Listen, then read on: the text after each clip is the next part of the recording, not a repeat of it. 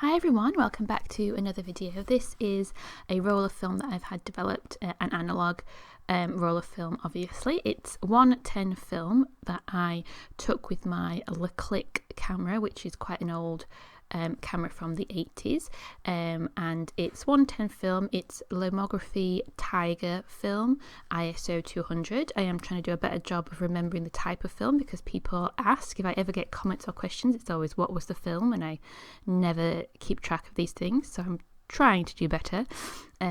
Generally I do use the Lomography 110 film because the other stuff that you buy online is, I think, every time it's expired, because I think only Lomography make the 110 film. 110 film is really easy to use. It just clicks in to the camera. You don't have to faff around with like the tails of film and trying to insert them and stuff.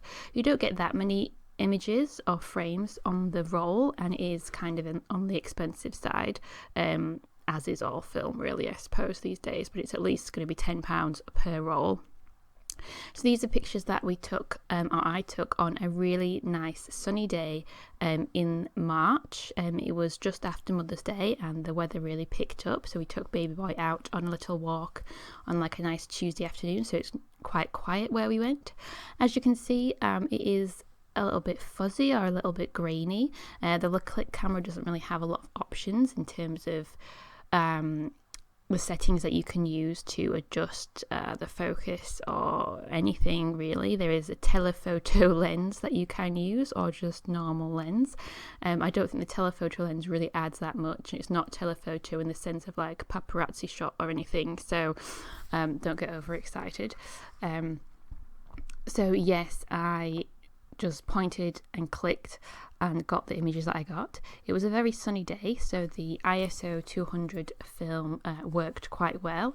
I think some of these images might be a little, like this one seems a little overexposed, but the rest of them actually seem to have come out quite well in terms of the exposure and the like colours and saturation and everything. It's just a little bit fuzzy, and it's probably also because the camera is now like going to be nearly 40 years old. It's crazy to think that the 80s was that long ago.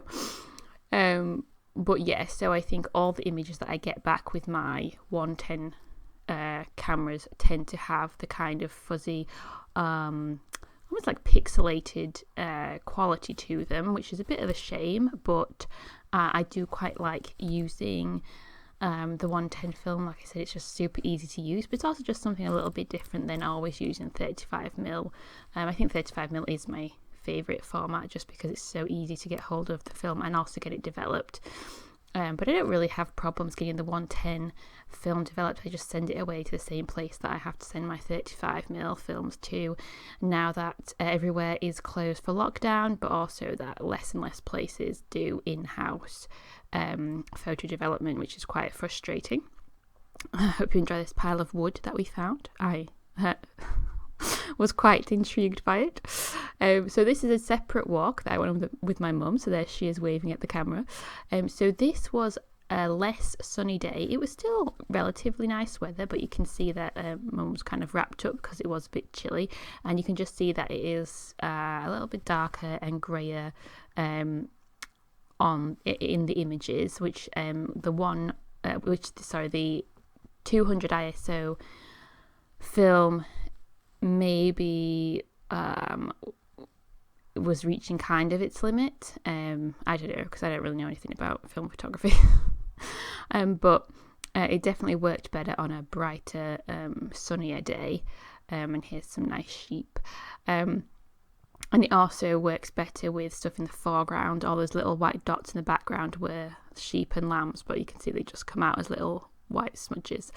Anyway, those are all the images that I got back, or that they were the best ones that I got back. Let me know what you think in the comments. Give me a like if you've liked them, and please follow or subscribe to see more.